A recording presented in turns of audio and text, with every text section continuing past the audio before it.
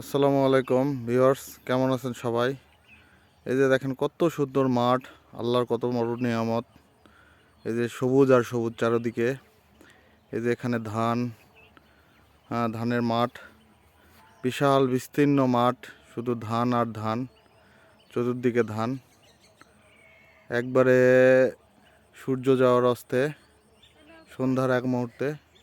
হ্যাঁ, যাও যাও, আমরা এখন ঘুরতে আসছি। ঘুরতে ঘুরতে হাঁপাই গেছি। যাও, হাঁপাই গেছো নাকি? পানি খাওয়া দরকার। অবশ্যই সামনে যায় পানি খাবো আমরা। এই যে মানুষ এখানে অনেক কষ্ট করে ফসল ফলায়, কিন্তু তার সঠিক পারিশ্রমটা পায় না। এটা তৃতীয় পক্ষ অথবা দালালেরা খেয়ে নেয়। আপনারা দেখতে পাচ্ছেন সামনে যে ভুট্টা ক্ষেত, এখানে ভুট্টা যেটা দিয়ে যে গরু, হাঁস, মুরগি বিভিন্ন প্রকার খাদ্য তৈরি করে।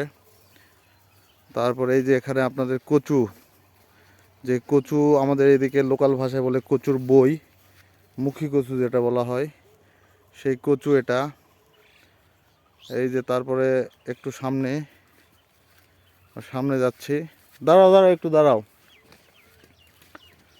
এই যে মাঠ, ধান, এই যে তারপরে পটল। এই যে আপনারা যে সিজনে এখন 100 টাকা 80 টাকা কেজি পটল কিনে খাচ্ছেন, এই যে সেই পটল।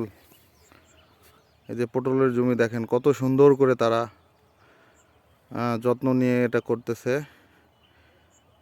এই যে তারপরে এখানে দেখা যাচ্ছে যে কপি, বাঁধাকপি, কচু শাক। একজন কৃষক যদি ইচ্ছা করে, আমাদের এখানে অন্তত, এটা হচ্ছে নওগাঁ জেলা, দেখা যাচ্ছে যে তাকে কোনো প্রকার সবজি বাজার থেকে কিনতে হবে না। তারা নিজে নিজে উৎপাদন করতে পারে। এখানে আমাদের একটা নওগাঁ জেলায় প্রবাদ আছে, যদি কারো বাড়িতে চাল থাকে, সেই যে এই যে কচু, সাইডের যে কচু আছে, এগুলা দিয়ে ভর্তা করেও ভাত খেতে পারে। হ্যাঁ, এই যে পটল, বিশাল পটলের ক্ষেত। তারপরে ওই পাশে লাউ। হ্যাঁ, এটা লাউ সম্ভবত শেষের পর্যায়ে। এই যে ধানের ক্ষেত। আমার ওয়াইফ আর আমার বাচ্চা। হ্যাঁ বলো। না, এদিক দে না, এদিক দে না, ওই দিক দে, ওই তো এইদিকেই তো রাস্তা। ওইদিকে না।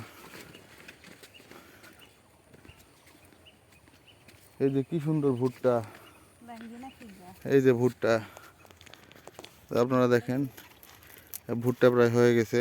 এই যে এটাই সেই ভুট্টা। হ্যাঁ, এটা আরও যখন পোক্ত হয়ে যাবে, তখন এর ভিতর থেকে সুন্দর সুন্দর ভুট্টা পাওয়া যাবে। এই যে ভুট্টা, এই যে একটা করে দেখি, এই যে কেবল এই যে দানা আসতেছে। হ্যাঁ, ওকে, ঠিক আছে, সবাই ভালো থাকবেন। আল্লাহ হাফিজ, ধন্যবাদ।